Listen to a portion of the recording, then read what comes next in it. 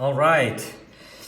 Good evening, there, presenters, speakers, trainers of JCI Mongolia Presidential Academy, 18th Academy, that is being hosted online. So first of all, thank you very much for accepting our invitation to become the presenter in our event. So we are really appreciative on behalf of the 1,000 members of JCI Mongolia, youth organization. So this video is created to give instructions on the main application we're using to host our online trainings. So the application we're using for our academy is the Zoom application. Probably everyone has used Zoom at least once before, so I hope this application is quite familiar to you. But nevertheless, we'll run through step-by-step instruction, to inform you and train you about this application. So first of all, what we'll do is we will send the contact invitation to all of our presenters before the actual academy starts, which means before the Saturday. And what you'll receive is actually an email invitation in your inbox from the organizing committee. And the JCI Capital is the local chapter who's organizing this year's Presidential Academy on behalf of JCI Mongolia.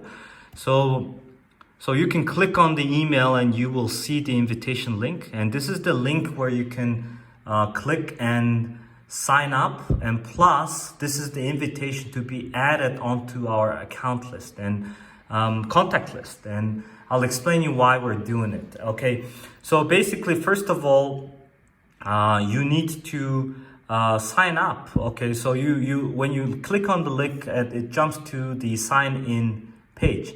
So it's the easiest if you sign in with your existing Google account or Facebook account. That's the easiest way for me to do it. So maybe it will be easier for you to do it as well. It's if as long as you have a Google account or a Facebook account. So you could just click sign in with Google. So it doesn't matter whether you had a prior Zoom account or not, but it's really key that you have a Zoom account. So you need to sign up for Zoom or sign in with your existing Google or Facebook account. There's no way around it. So what will it do? It will do is basically it will ask you to verify your date of birth. So you just verify it, choose the date and year of your birth. So this is it. All right, so and then we click continue. All right, so once you sign up and sign in basically to the account on the browser, you will see this create account. Okay, so this is creating account. Okay, and then after that, you will see the basically approval request for to being added onto a contact list. Basically, don't mind about your request. Your profile information will be shared or visible. Don't be afraid of that. This is just the request, the invitation to add you onto our contact list, and that's it. So basically you can feel free to click approve. All right, so another big must do is basically you need to download the Zoom application. All right, so once you click on it on Windows, basically you will see that, okay, you will save the installer file, and then once it's saved, you click run, right? So that's quite straightforward. Okay. All right, so once you click run, the installer is gonna run, and it's gonna quickly install the Zoom application. So it's quite small in size, compact application. So it will take just several seconds, to get installed. So let's see. All right, 95%. So it's installed. So once it's installed, it's basically the application is gonna pop up on your screen, And then what you'll do is basically you have already signed up for the Zoom account, so you just click sign in. So I signed up with my Google account, so you just sign in with your Google account or Facebook account or whatever you signed up with, and so you click your Gmail account, Google account that you signed up with, and here it is. So you basically signed into Zoom account. So you click on the Zoom application that's running. All right, so this is basically the home page for the Zoom application. And basically what we'll do is basically, so this is all you need to do before the Academy days start, before your presentation time, before your training time, training schedule. So basically, you can sign in and basically leave it like that, leave it signed in. So the reason I'm saying is because and the reason why we're adding you to our contact list is because when we host the live webinar session, it's the easiest if we invite you, from our contact list.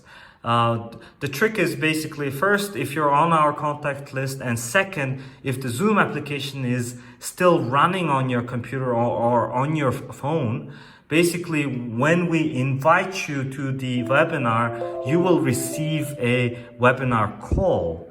Otherwise, if you are not one of our contact list, what's going to happen is we will have to invite you with a link, and once you click on that link, which we will send through your email. Once you click on it, you will have to go through an extra step of registration. You're basically inputting your email address and inputting your first and last name, which is kind of a simple step, but it's still an extra step. So we wanted to simplify the login process, sign up and sign in process for our speakers and participants. So it's just easier to accept the webinar call once the webinar time is up, and we just give you a call, and this is just and you just immediately join into our basically webinar. So you already logged in, and it looks like the host already shared his screen and put the Academy schedule on the screen. So basically that's so you can log in to a webinar, and this is what you're gonna see first. So there's two ways to send the invitation. So if you've been sent just the regular participant invitation, attendee invitation, so this is your screen where you logged into your to the webinar, and this is basically the screen that our attendees, the participants, are gonna see. And you can see that it will not immediately activate your microphone or activate your webcam because this is a webinar. This is not a Zoom meeting. We're not using the Zoom meeting regular function. On Zoom meeting, you just join in the Zoom call, a meeting call, and you have a full control of your camera, and you have your full control of your microphone. But on the webinars, the reason we chose webinar is the participants don't have a full control of their microphone and webcams. So we're expecting over 200 participants in our academy. So if everyone has control over everything, it's gonna be a chaos. So basically, for the ease of doing the live training, this is the function we have chosen. So basically, what functionality our participants are gonna have, it's probably will be informative for you to know, is basically, as you can see on the screen, there's no way participants can activate their microphone or their webcam. What they can do is they can simply chat with the panelists, which is which is the host and the presenter, and maybe with all the attendees as well. So this is chat, sending the chat message to everyone. So you could send hey, hi. So participants will be having chat with each other. So not to get bothered or anything like that. So there's a chat box here, and so people can respond to you and whatnot. And then what will happen is basically there is another box, other than the chat box. It's a Q&A box. So let's close the screen. So Q&A box is where the participant can type in his question, his or her question. Basically, can you elaborate on your last point? Basically, let's say. No, it's just a question. Yeah. So participant can send a question to the panelist, the presenter, to the host. So these questions will be received in a more rather organized manner, and it can be replied rather than the chat. It's just a free-for-all, text messaging basically. So okay, this is it. And basically, if the participant wants to say something, he or she can raise his hand. Raise the hand. So once the hand is raised, basically this, or you can lower your hand, or you can raise your hand. So this signal is given to the host or the presenter. So the presenter or the host can easily basically let the presenter say something. So next step is basically, if you entered the webinar as a regular attendee, the host will have to enable you the presenter rights, panelist rights. So this is basically the presenter is allowing the participant to say something, and so which means there is extra icon here where you can mute and unmute yourself, and basically the participant can say something, and ask the question or answer the question that's been asked by the presenter. So yeah, so again, if you've been invited as a regular attendee, what we'll have to do is the host will have to make you the presenter. So what will happen is basically, okay, this is how the host is making you a presenter. So basically, you've been just granted the presenter rights. You didn't need to do anything. Maybe you just needed to remind us if you're already signed in and logged into the webinar. And what the host will do is he or she will make you the presenter. And once you are made as a presenter, appointed as a presenter, your screen changes slightly. Where it changes, basically, you can see the participant list. Because if you notice, as you enter the webinar as an attendee, you are not able to see how many people are participating, and there's no cams or webcams or microphones. So basically, you can see how many participants, right, on the right side, or there's a pop-up screen once you share the screen. And again, okay, so we see one participant here, and as we explained, if the participant raises a hand, you will see a small icon next to his name, basically. And you can see that the participant is raising his or her hand. So first thing, as a presenter, obviously, it's not the attendees. Probably you will, first of all, share the screen if you have a PowerPoint slide, right? So basically, one really important key advice is to have your PowerPoint open and ready on your laptop or desktop, so it's ready to be shared on your screen. So you will select your PowerPoint presentation screen, double click on it, and voila. So this is you're sharing your screen. So this is the screen that all your participants are looking at. So you could click slideshow and you could just start presenting, and and you can just go through the slides, do your presentation, and etc. So another function that you have as a presenter is basically here. You could click again on the new share, and there is a function called whiteboard, and you can click on it, and there is obviously the whiteboard pops up. And again, your PowerPoint is not shared anymore what the participants are seeing is only the whiteboard part. So if you have anything to draw and explain, you could do that. You could use the pencil, or you could use a text box basically. So you could take some comments and training requests, topic requests from the participants saying, okay, talk more on the financial planning part, let's say. Yeah, so you can just get some feedback from the attendees, and you just take some notes, and so you could close it.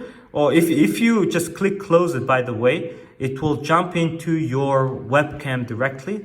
But if you want to switch over to your slide back, you need to click again to new share, and then you need to choose again your PowerPoint presentation.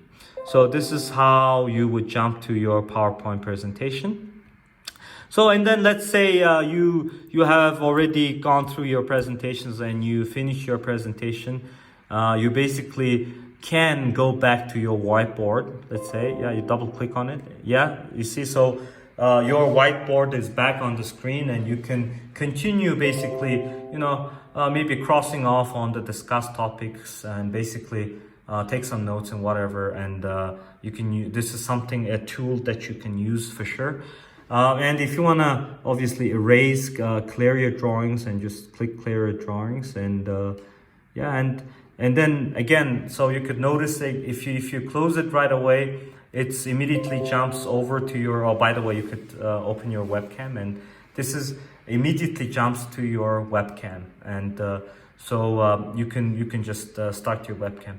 And on the below, by the way, I forgot to mention extra icons. So as a presenter, you have a full right to mute or unmute your mic, or start or stop your webcam. So basically, you have a full control over your audio and video basically.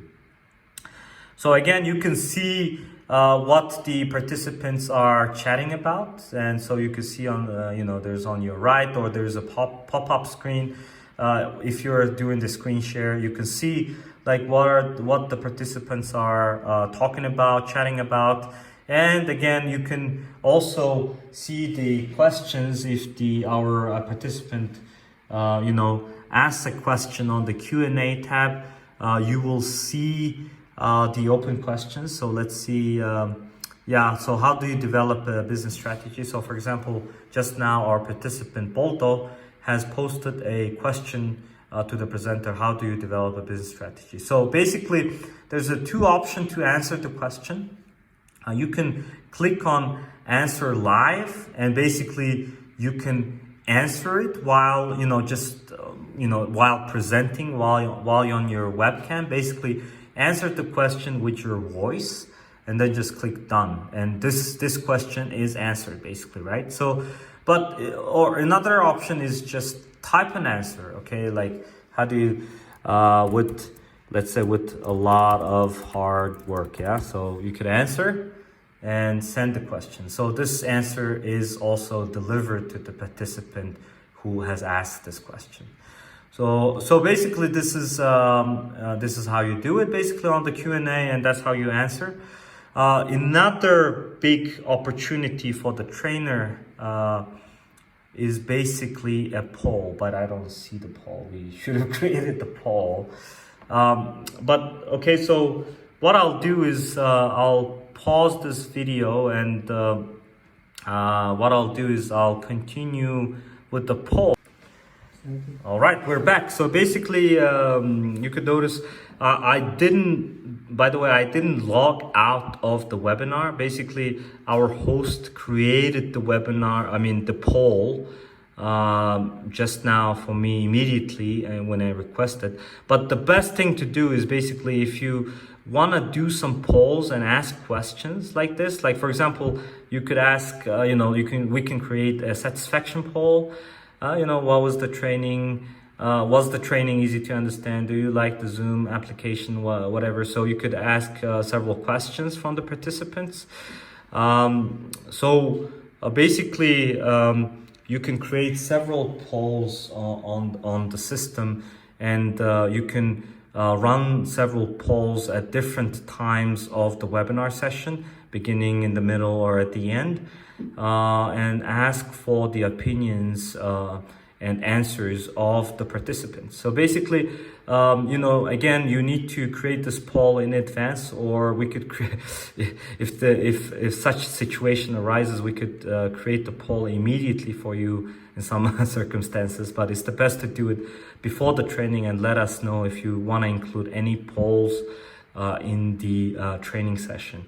So basically, you could, so there is the poll we would like to launch. So once you say launch the polling, what happens is basically on the screens of our participants, the attendees, the poll appears on the screen. And if you have a multiple question poll, basically you can assign some time for the participants. Let's say I'll give you 2 minutes, 3 minutes, 5 minutes to answer this poll.